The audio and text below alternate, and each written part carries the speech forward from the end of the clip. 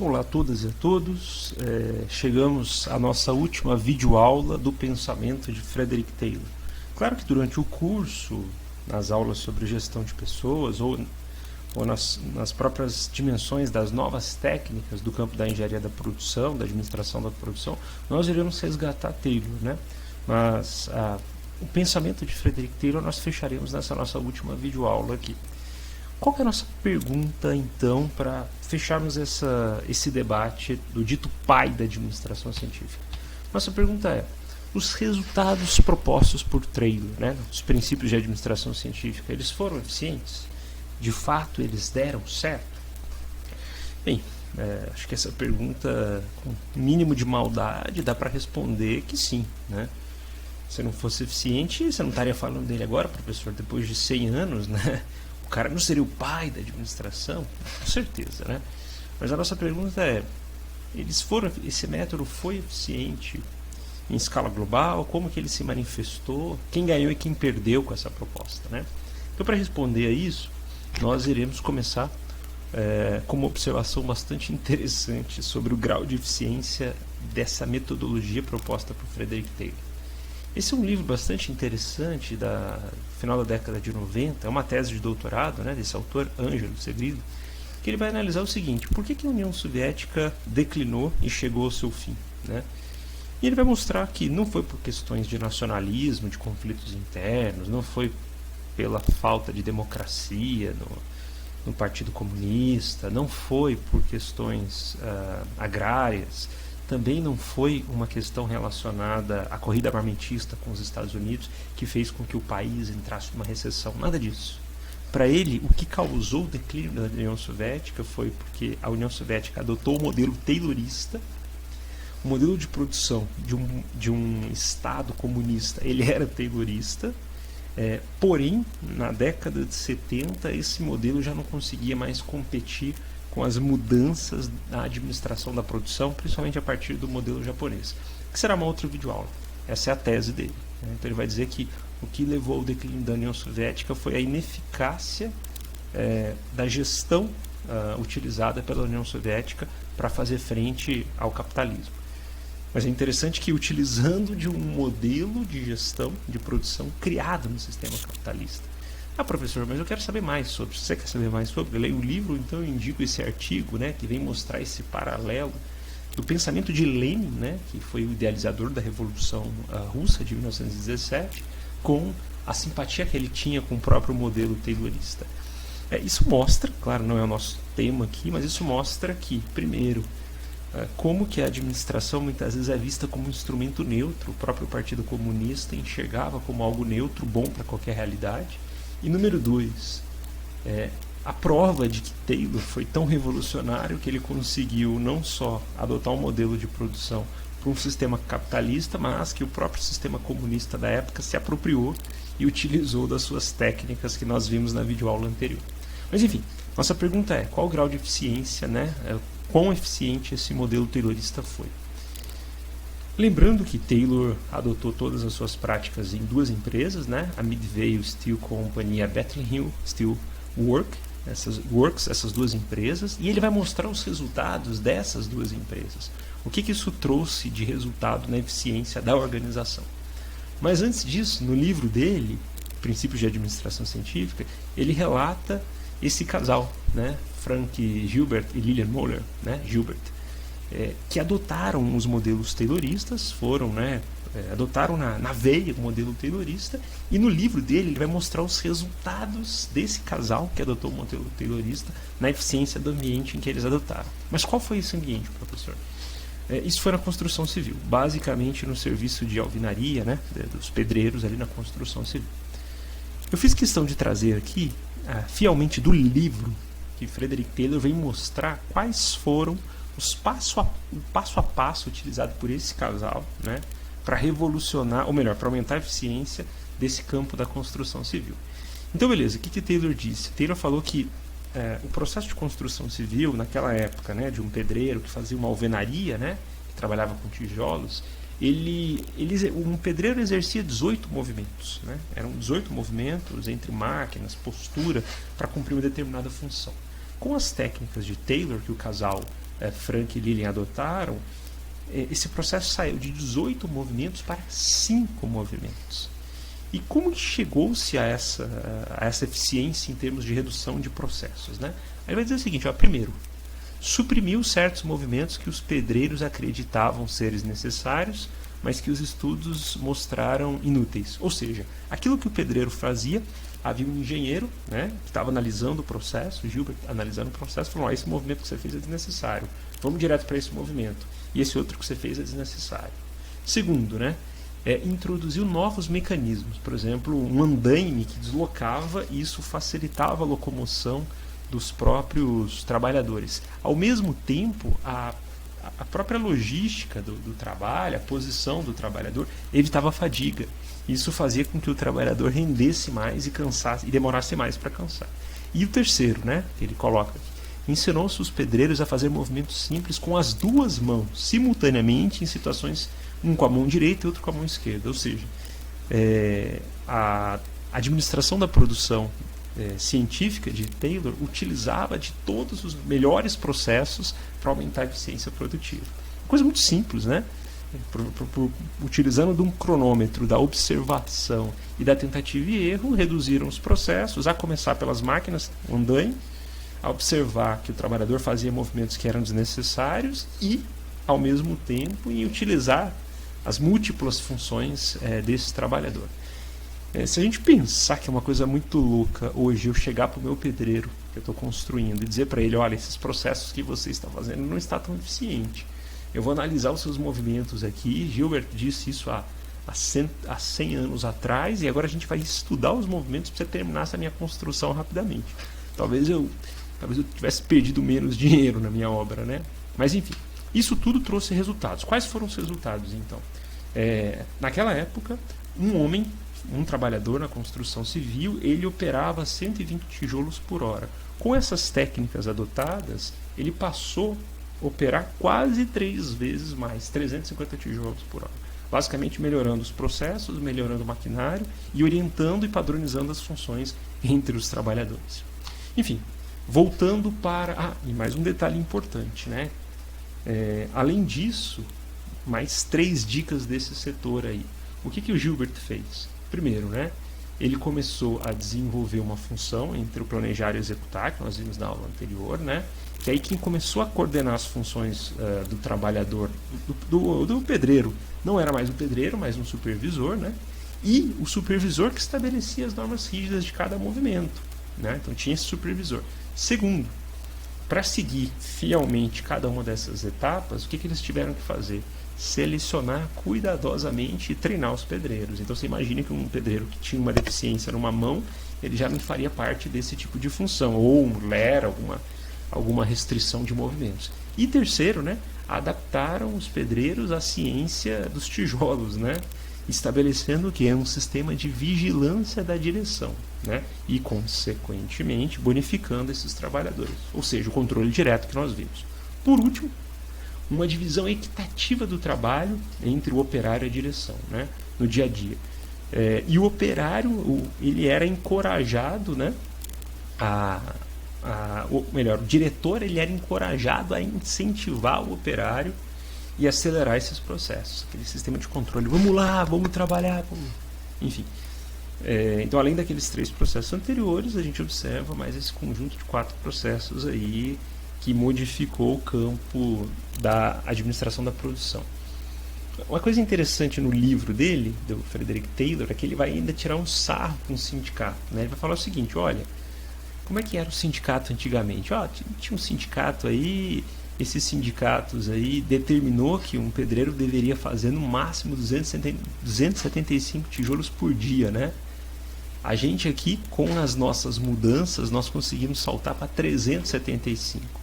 E aí ele vai dizer o seguinte, olha, é importante esclarecer que a vadiação premeditada é quase criminosa, pois conduz indiretamente a aluguéis mais altos para as famílias dos operários e também afasta o comércio e os trabalhadores da cidade. Ou seja, aquele sistema do sindicato que controlava, né, o número de produções diárias, para Taylor era criminoso e que gerava problemas para a sociedade, porque aumentava o custo de produção e uma casa se tornava mais cara, né? Então ele ainda dava uma trollada ali no sindicato. Enfim, respondendo a nossa pergunta, qual o grau de eficiência, ou quão eficiente foi esse sistema taylorista? Taylor vai responder no próprio livro dele. Além de citar o caso de Gilbert e a sua mulher Lillian, ele vai mostrar os resultados que ele implementou naquelas duas empresas do setor de siderurgia que nós vimos. O que ele mostra? Olha, a gente começou trabalhando no início com 400 a 600 trabalhadores num setor. Com a adoção dos nossos princípios de administração científica, nós reduzimos para 140. Uma redução ali de pelo menos 3, 4 vezes o número de quadros. Então ele cortou a mão de obra, já que ele conseguiu o mesmo resultado com 140 trabalhadores. Isso gerou o quê? Uma média de produção. Se antes um trabalhador produzia 16 toneladas dia no processo produtivo, esse trabalhador passou para 59 toneladas dia. E a empresa teve, consequentemente, o quê? Uma redução de custo. Se antes o custo médio era de 0,07 cents de dólar naquela época, isso passou para 0,03. Ele reduziu na metade nesse valor. Mas, claro, os trabalhadores também ganharam. Antes um trabalhador recebia $1,15 e ele passou agora a receber a $1,88. Então ele teve um aumento de mais de 60% com esse sistema de remuneração por produtividade. O que o Taylor vai dizer? Olha, meu sistema revolucionou a área. Por quê? Os empregados, eles ficaram profundamente satisfeitos. Fiz questão de trazer do livro dele. Um aumento de 80% a 100% nos salários de muitos operários, né? Ao mesmo tempo, muitos deles conseguiram trabalhar em menos horas, já que eles conseguiam produzir mais. Taylor disse que houve uma redução da jornada de trabalho, né? Inclusive com o sábado de meio-dia, ou seja, eles trabalhavam só meio-dia no sábado, né? E o mais interessante, né? As moças que trabalhavam nas organizações, elas se sentiam cuidadas, já que tinha um supervisor cuidando delas agora e tal. Todas essas operações foram vantajosas para os operários, na visão do Taylor. E na visão do empresariado? Ele vai dizer o seguinte, olha, na visão do empresariado, o que a gente teve? Melhoria da qualidade do processo, melhoria da eficiência, redução dos custos de produção e, consequentemente, uma relação mais amistosa entre os trabalhadores e os empregados, já que, na frase que diz Taylor aqui, tornando impossíveis os conflitos no trabalho e greves, né? Ou seja, o sistema foi tão bom que gerou uma harmonia e não tinha mais conflito. Claro que isso não aconteceu, né? Mas ele escreveu isso como um bom marqueteiro, né, no seu livro. Os resultados foram a conclusão que ele trouxe, né? O que é administração para Frederick Taylor? É um sistema de produção, de técnicas, de princípios, em que todo mundo ganha. O trabalhador ganha, porque produz mais e gera mais lucro para o dono da empresa. O dono da empresa ganha porque tem mais lucro e paga melhor os seus trabalhadores. Um ganha-ganha. E ele conclui no próprio livro dele, né, que esse sistema revolucionou a área. Agora, vejam que interessante. Quando ele apresentou os números, né, da melhoria para o trabalhador, na melhoria para o patrão, ele não comentou que quando ele saiu de 600, 400 trabalhadores para 160, isso gerou de uma certa forma desemprego em massa, porque aqueles trabalhadores que não se enquadraram no sistema taylorista foram despejados, né? E por que uma empresa vai contratar 2, 3 trabalhadores se eu consigo fazer com que um trabalhe por 3? E ele foi acusado, obviamente, né, pela Federação Americana do Trabalho de gerar desemprego em massa naquele período. E claro que isso ele não comenta no livro dele, obviamente. Ao mesmo tempo, diferente da ideia de que isso gerou um ambiente de cooperação e harmonia, quando ele implementou um sistema de remuneração por produtividade individual, ele incentivou um sistema de concorrência interna. Que isso tenha sido adotado, inclusive, por muitas empresas hoje nas estratégias de gestão de pessoas. Tem empresas que jogam no turno da manhã com o turno da noite, incentivando um turno a produzir mais com o outro, gerando benefícios e tudo mais. Mas isso é um ambiente extremamente predatório, né? Um ambiente de concorrência direta extremamente predatório. Esse fenômeno da competição ele é tão interessante que ele é extremamente eficaz em alguns ambientes organizacionais. Eu não vou contar o santo, mas eu contaria o milagre. Tem uma escola militar no Brasil, muito famosa, que os professores, quando aplicam as provas aos alunos, eles saem da sala. Eles não estão preocupados dos alunos colarem, em alguns casos, né? Mas por quê? Porque nessas escolas, em determinadas escolas militares, os alunos são ranqueados de acordo com o seu desempenho. E o próprio aluno vigia o colega. eu vou deixar que o meu colega cole, se ele colar ele vai ter um desempenho melhor do que eu e vai ficar ranqueado. Então é um sistema de controle direto, mas esse controle direto é entre o próprio grupo, né? E isso, claro, um ambiente de competição extremamente competitivo. E um terceiro aspecto bastante interessante, uma terceira consequência desse modelo taylorista, além das questões de desemprego e das questões de concorrência interna, isso intensificou brutalmente o ritmo de trabalho. O Charles Chaplin ilustrou muito bem isso no filme dele Tempos Modernos, né? Que ele mostra que um trabalhador sai da empresa e ele fica naquele processo mecânico o dia inteiro, inclusive na casa dele, porque intensificou o ritmo do trabalho e o trabalhador perdeu aquele saber que ele tinha, né? Já que ele tinha que adotar rigidamente esses processos. Ao mesmo tempo, é interessante observar, por último, né, nesse livro, por exemplo, desse autor, o Bravman, ele vai dizer o seguinte, que ainda por cima o trabalhador perdeu o que ele tinha, o conhecimento. Já que o trabalhador burro não pensa e quem deve pensar é a coordenação, para o modelo taylorista, cabe ao trabalhador apenas seguir ordens. Então aquele conhecimento tácito do trabalhador ou foi apropriado pela gestão, né, ou ficou silenciado. Consequentemente, a gestão gera esse processo e o trabalhador não participa de nada desse tipo de função. Então o trabalhador, de uma certa forma, perdeu aquele saber que ele tinha. Do ponto de vista político, né, tem várias anedotas sobre essa questão, né? De fato, deve o trabalhador, ainda que na melhor das boas intenções, socializar o seu conhecimento para a gestão? Claro que uma boa empresa que vai dizer que todos têm que vestir a camisa vai defender isso. Olha, socialize o seu conhecimento, dê opiniões, isso faz com que a gente cresça, você será bonificado. Mas aquele trabalhador que tem as maldades do sistema, muitas vezes ele sabe que se ele disser como ele maneja determinada máquina, ele pode ser substituído, né? Então, muitas vezes no ambiente, principalmente no ambiente de produção, aquele trabalhador astuto, ele ensina, mas ele não ensina aquele segredinho mágico, já que é aquele segredinho mágico que o torna dependente no ambiente de trabalho e que muitas vezes não irá perder a sua função, principalmente o operador de máquina, né? Estaria errado ele, né? Esse é um ponto, uma questão, né, a se pensar. Se ele estaria errado em repassar os conhecimentos sobre o risco de perder o emprego, ou ele está certo de não repassar o emprego, já que esse é o poder de barganha, mas não está contribuindo para o bem coletivo. Enfim, a realidade, como nós comentamos nas videoaulas anteriores, muitas empresas adotam esse modelo taylorista.